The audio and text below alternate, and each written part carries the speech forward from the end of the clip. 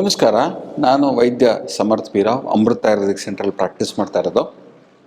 ಈ ಸಂಚಿಕೆಯಲ್ಲಿ ಈ ಒಂದು ಉದಾವರ್ತ ಅಥವಾ ಅನಾಹ ಅಂದರೆ ಹೊಟ್ಟೆ ಉಬ್ರ ಬರೋದು ಹಾಗೂ ತೇಗ್ಗಳು ಜಾಸ್ತಿ ಬರ್ತಾ ಇದೆ. ಹೊಟ್ಟೆ ಉಬ್ರ ತೇಗ್ ಬರೋದು, ಇದರಲ್ಲಿ ನಾವು ಏನೇನು ಪದಾರ್ಥಗಳ ಸೇವನೆ ಮಾಡೋದ್ರಿಂದ ಹೊಟ್ಟೆ ಉಬ್ರ ಕಮ್ಮಿ ಆಗುತ್ತೆ, ನೀವು ಏನೇನು ಪದಾರ್ಥ ತಗೊಳ್ಳೋದ್ರಿಂದ ಈ ತೇಗ್ ಬರೋದು ಕಮ್ಮಿ ಆಗುತ್ತೆ ಅನ್ನೋದನ್ನು ನಾನು ತಿಳಿಸ್ಕೊಡ್ತೀನಿ.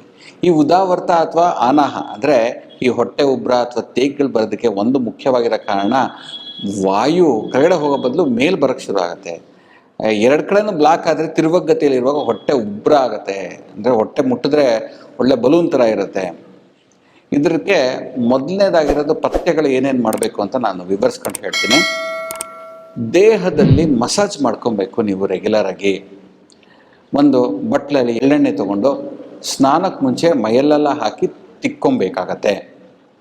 ಸೊ ಇದು ಮಾಡ್ಕೊಳ್ಳೋದ್ರಿಂದ ಕೂಡ ಏನಾಗುತ್ತೆ ಅಂದರೆ ಈ ಒಂದು ಈ ಹೊಟ್ಟೆ ಉಬ್ರ ಇದೆಲ್ಲ ಆಗೋದು ಕಮ್ಮಿ ಆಗುತ್ತೆ.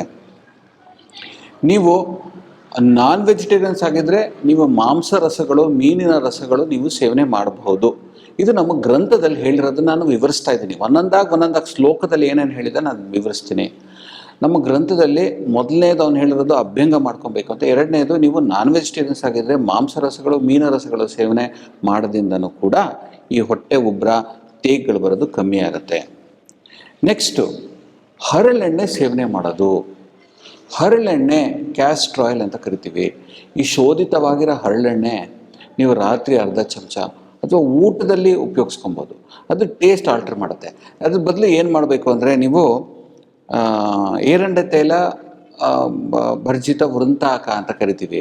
ಅಂದರೆ ಈ ಬ್ರಿಂಜಾಲ್ ತಗೊಳ್ಳಿ, ಅದನ್ನು ಸ್ಲೈಸ್ ಮಾಡಿ ಅದರಲ್ಲಿ ಸ್ವಲ್ಪ ಮಸಾಲ ಉಪ್ಪು ಹಾಕ್ಬಿಟ್ಟು ಅದನ್ನು ಈ ಹರಳೆಣ್ಣೆಯಲ್ಲೇ ಹುರಿರಿ. ಅದನ್ನು ಹುರಿದಿರೋದನ್ನು ನೀವು ಊಟದ ಜೊತೆ ರಾತ್ರಿ ಹೊತ್ತು ಸೇವನೆ ಮಾಡಿದ್ರೆ ಬೆಳಗ್ಗೆ ಮೋಷನ್ ತುಂಬ ಚೆನ್ನಾಗಿ ಹೋಗುತ್ತೆ. ಒಂದ್ಸಲಿ ನಾನು ಒಂದು ಕುಕ್ಕಿಂಗ್ ಪ್ರೋಗ್ರಾಮ್ ಮಾಡುವಾಗ ಈ ಕ್ಯಾಮ್ರಾಮೆನ್ನು, ಸಪೋರ್ಟ್ ಸ್ಟಾಫು, ಡೈರೆಕ್ಟ್ರು ಅವ್ರಿಗೆಲ್ಲ ನಾನು ಈ ಏರಂಡ ತೈಲ ಭರ್ಜಿತ ವೃಂತಾಕ ತಯಾರಿ ಮಾಡಿ ಕೊಟ್ಟು, ರಾತ್ರಿ ಶಿಫ್ಟ್ ಇತ್ತು, ರಾತ್ರಿ ಶೋ ರೆಕಾರ್ಡಿಂಗ್ ಇತ್ತು, ಅವ್ರಿಗೆಲ್ಲ ನಾನು ಕೊಟ್ಟಾಗ ಅದನ್ನು ತಿಂದು ಹೋಗಿದ್ರು. ಮಾರನೇ ದಿವಸ ಅವ್ರ ಮುಖದಲ್ಲೆಲ್ಲ ಒಂದು ಕಳೆ, ಹ್ಯಾಪಿನೆಸ್. ಡಾಕ್ಟ್ರೇ ಎಷ್ಟು ಚೆನ್ನಾಗಿ ಮೋಷನ್ ಆಯಿತು, ಹೊಟ್ಟೆ ಉಬ್ರಾನೇ ಇಲ್ಲ, ಇವತ್ತೆಲ್ಲ ಅಗ್ನಿ ಚೆನ್ನಾಗಿದೆ. ಸೊ ಇದನ್ನು ನೀವು ಪರಿಹಾರವಾಗಿ ಉಪಯೋಗಿಸ್ಕೊಬೋದು, ಏರಂಡ ತೈಲ ವೃಂತಾಕ ಅನ್ನೋದು. ನೆಕ್ಸ್ಟ್ ಇನ್ನೊಂದೇನು ಅಂದರೆ, ಎಳೆ ಮೂಲಂಗಿ ಕೂಡ ಸೇವನೆ ಮಾಡೋದು ತುಂಬ ಒಳ್ಳೆಯದು. ತಿಲತೈಲ, ಅಡುಗೆ ನೀವು ಜಾಸ್ತಿ ಬೇರೆ ಬೇರೆ ಥರದ ಎಣ್ಣೆಗಳಿಗಿಂತ ನೀವು ಎಳ್ಳೆಣ್ಣೆ ಬಳಸಿದ್ರೆ ನಿಮಗೆ ಉಬ್ರ ಆಗೋದು ಕಮ್ಮಿ ಆಗುತ್ತೆ. ಶುಂಠಿ ಚೆನ್ನಾಗಿ ಬಳಸಬೇಕು. ನಿಮ್ಮ ಆಹಾರದಲ್ಲಿ ನೀವು ಸಾಂಬಾರು, ರಸಮ್ಮು ಅದೆಲ್ಲ ಮಾಡ್ತೀರಾ ಅಂದರೆ ಅದರಲ್ಲಿ ಶುಂಠಿ ಚೆನ್ನಾಗಿ ಬಳಸಿ. ನಿಂಬೆಹಣ್ಣು ಕೂಡ ಬಳಸಿ. ತುಂಬ ಡೈಜೆಷನ್ಗೆ ಹೆವಿಯಾಗಿರೋ ಆಹಾರ ಇತ್ತು ಅಂದಾಗ ನೀವು ನಿಂಬೆಹಣ್ಣು ಅದರಲ್ಲಿ ಹಾಕಿ ಕಿವುಚಿಬಿಟ್ಟು ಸೇವನೆ ಮಾಡಿ. ಅಥವಾ ನಿಂಬೆಹಣ್ಣು ಕಿವುಚಿರೋ ನೀರು ತೊಗೊತಾ ಇರಿ, ಅದಕ್ಕೆ ಒಂದು ಸ್ವಲ್ಪ ಶುಂಠಿ ಹಾಕಿರಿ.